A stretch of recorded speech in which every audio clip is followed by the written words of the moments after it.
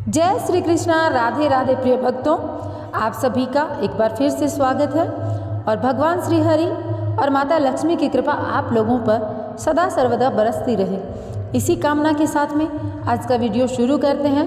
और हाँ, अगर आप लोगों ने अभी तक चैनल को सब्सक्राइब नहीं किया है तो चैनल को सब्सक्राइब करके कमेंट बॉक्स में हरिओम अवश्य लिख दीजिए और वीडियो के कमेंट बॉक्स में हरिओम लिखने के बाद में वीडियो को लाइक अवश्य कीजिएगा।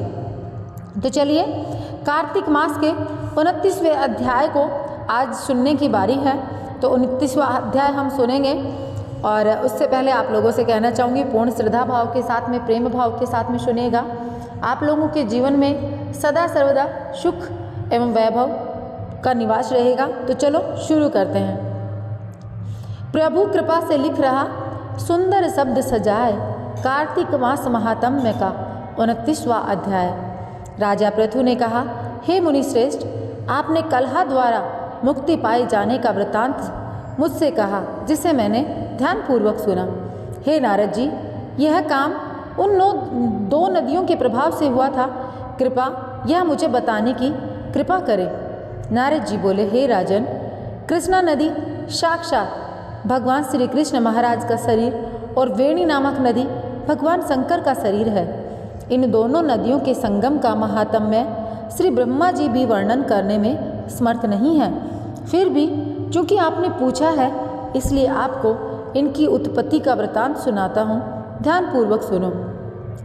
चाक्षु मनवंतर के प्रारंभ में ब्रह्मा जी ने सह्य पर्वत के शिखर पर यज्ञ करने का निश्चय किया। वह भगवान विष्णु, भगवान शंकर तथा समस्त देवताओं सहित यज्ञ की सामग्री लेकर उस पर्वत के शिखर पर गए। महर्षि भृगु आदि ऋषियों ने ब्रह्म मुहूर्त में उन्हें दीक्षा देने का विचार किया। तत्पश्चात भगवान विष्णु ने ब्रह्मा जी की भार्या त्वरा को बुलाया। वह बड़ी धीमी गति से आ रही थी। इस बीच में भृगु जी ने भगवान विष्णु से पूछा, हे प्रभु, आपने त्वरा को शीघ्रता से बुलाया था, वह क्यों नहीं आई?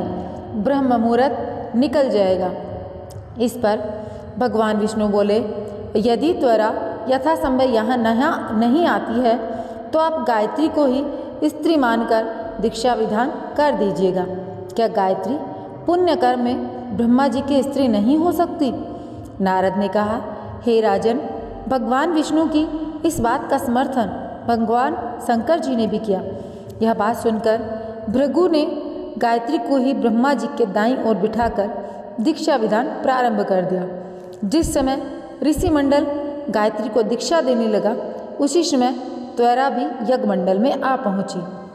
ब्रह्मा जी के दाईं ओर गायत्री को बैठा देखकर ईर्ष्या से कुपित होकर त्वरा बोली, जहाँ अपूज्यों की पूजा और पूज्यों की अप्रतिष्ठा होती है, वहाँ पर दुर्भिक्षु, मृत्यु तथा भय तीनों अवश्य हुआ करते हैं। यह गायत्री ब्रह्मा जी की दाईं ओर मेरे स्थान पर विराजमान हुई है, इसलिए यह अदृश्य बहने वाली नदी होगी। आप सभी देवताओं ने बिना विचारे इसे मेरे स्थान पर बिठाया, इसलिए आप सभी जड़ रूप नदियाँ होंगे। नारद जी राजा पृथु से बोले, हे राजन, इस प्रकार त्वरा के शाप को सुनकर गायत्री क्रोध से आग बबूला होकर अपने होठ चबाने लगी। देवताओं के मना करने पर भी उसने उठकर त्वरा को शाप दे दिया। गायत्री बोली, त्वरा, जिस प्रकार ब्रह्मा जी तुम्हारे पति हैं, उसी प्रकार मेरे भी पति हैं। तुमने व्यर्थ ही शाप दिया है, इसलिए तुम भी नदी हो जाओ। और तब देवताओं में खलबली मच गई। सभी देवता त्वरा को साष्टांग प्रणाम करके बोले, हे देवी, तुमने ब्रह्मा आदि समस्त देवताओं को जो श्राप दिया वह उचित नहीं है, क्योंकि यदि हम सब जड़ रूप नदियाँ हो जाएंगे तो फिर निश्चय ही तीनों लोग नहीं बच पाएंगे। चूँकि यह शाप तुमने बिना विचारे दिया है, इसलिए यह शाप तुम वापस ले लो। त्वरा बोली, हे देवगण, आपके द्वारा यज्ञ के आरंभ में गणेश पूजन न किए जाने के कारण ही यह विघ्न उत्पन्न हुआ है। यह मेरा शाप कदापि खाली नहीं जा सकता, इसलिए आप सभी अपने अंगों से जड़ीभूत होकर अश्वमेव नदियाँ बनाओगे और हम दोनों सोतने भी अपने अपने वंशों पश्चिम में बहने वाली नदियाँ बनेंगी। नारद जी राजा पृथु से बोले, हे राजन, त्वरा की यह वचन सुनकर भगवान विष्णु शंकर आदि सभी देवता अपने अपने अंशों से नदियां बन गए और भगवान विष्णु के अंश से कृष्णा, भगवान शंकर के अंश से वेणी तथा ब्रह्मा जी के अंश से कुदुमवती नामक नदियां उत्पन्न हो गई। समस्त देवताओं ने अपने अंशों को जड़ बनाकर वहीं सह्य पर्वत पर फेंक दिया। फिर उन लोगों के अंश पृथक पृथक नदियों के रूप में बहने लगे। देवताओं के अंशों से सहस्त्रों की संख्या में पश्चिम की ओर बहने वाली नदियां उत्पन्न हुई। गायत्री और द्वारा दोनों पश्चिम की ओर बहने वाली नदियां होकर एक साथ बहने लगी। उन दोनों का नाम सावित्री पड़ा। ब्रह्मा जी ने यज्ञ स्थान पर भगवान विष्णु तथा भगवान शंकर की स्थापना की। दोनों देवता महाबल तथा अतिबल के नाम से प्रसिद्ध हुए। हे राजन, कृष्णा और वेणी नदी की उत्पत्ति का यह वर्णन जो भी मनुष्य सुनेगा या सुनाएगा उसे नदियों के दर्शन और स्नान का फल घर बैठे ही मिलेगा। तो प्रिय भक्तों, यहाँ पर 29वां जो अध्याय है वह संपूर्ण होता है। आप लोगों से कहना चाहूँगी, आप लोगों ने अभी तक के अध्याय अगर नहीं सुने हैं तो अवश्य सुनिएगा। कार्तिक मास में यह अध्याय सुनने का बहुत अधिक महत्व है। अगर आप ये अध्याय सुनते हैं तो आपके जीवन में सदा सर्वदा माता लक्ष्मी का निवास रहेगा। आप लोगों के जीवन में कोई कष्ट नहीं रहेगा।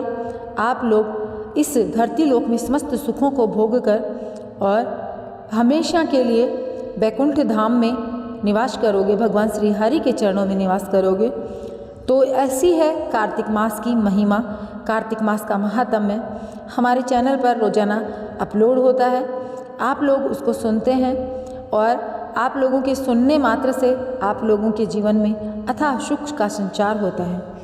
देखिए, आप लोगों को कल आंवला नवमी है, अर्थात जब यह वीडियो आएगा आप लोगों के सामने उस दिन आंवला नवमी है।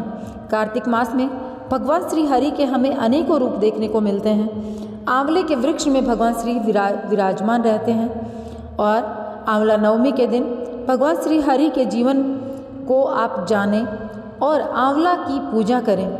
भगवान श्री हरि जो हैं वो आपके जीवन में सदा सर्वदा सुख और शांति का वास करेंगे। हमारे आयुर्वेद में और हमारे शास्त्रों में आंवला को बहुत ही ज़्यादा पवित्र और आरोग्यवर्धक माना गया है।